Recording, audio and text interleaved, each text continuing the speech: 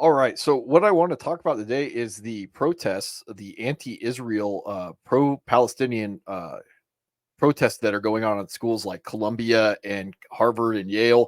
I think I saw it was the University of Michigan, also that's going on.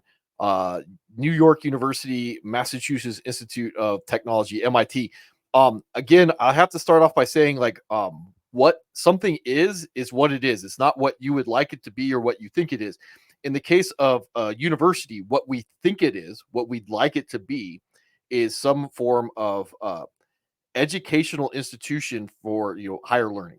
Again, obviously, but in this case, what they're turning out to be is indoctrination factories for some type of adult children, because whatever you're learning at the school has to translate into whatever you're going to use with that information.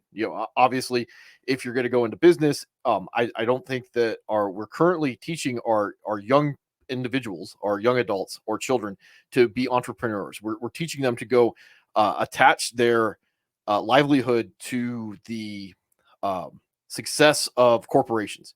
We're not teaching them to go out on their own, learn from university systems, and then innovate. That's a problem. But when you're teaching them, in particular, that this type of behavior, to set up encampments on college campuses to complain about something that's going on half a world away, a conflict that no one understands, because I don't even think the Palestinian or the Israelis understand exactly what's going on. With all the money that's being pumped in from foreign governments and non-governmental organizations. Again, what something is what it is. It's not what you think it is or what you'd like it to be. Again, that can go for what's going on in Israel with Palestine. In the case of our university system, what are you creating? Because these are not academic institutions anymore. These are not places for higher learning. What are you teaching your children? You're teaching them to be activists. There is very little use in a culture for activism, right? And it should be used sparingly on something that has substantial value, that you can articulate what is going on. In the case of Israel and Palestine, no one knows. And if you can explain it to me, I'd like to know it, because otherwise it gets really murky really fast. So I bring this up because this is a Business Insider article from August of last year, talking about that 40% of business leaders think recent Gen Z college graduates aren't prepared to enter the workforce.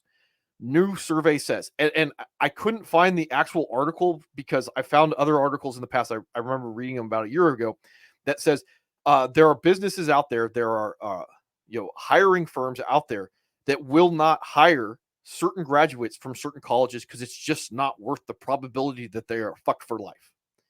So as a parent, what are you doing sending your children to academic institutions like this? They're not learning anything. They're not going to be able to transfer anything. They're not going to be able to innovate. They're going to add nothing to society except the actual chaos that burns the institutions down that created them in the first place. That's fucking functionally retarded. So the other thing is, why do you have teachers at this institution? Why do you have administrators at these institutions that are allowing the things to occur that these children think that this is appropriate behavior in any society whatsoever? So when you have like Democratic politicians that are like, "Oh, this is a problem," it's like you fucking created it. When you have administrators at these schools that are shutting down classes, so the people that are paying, and this is the actual tax dollars, because we have a current administration that's canceling student loan debt because students are fucking stupid and they're taking out loans on degrees that they can't transfer over to the real world. So then you're going to turn around and cancel classes, so the people that don't want to be involved with these protests have to actually have their life inconvenienced. So what something is, the higher institute of academic learning, they can't use it for what it is because they have to be indoctrinated into being activists.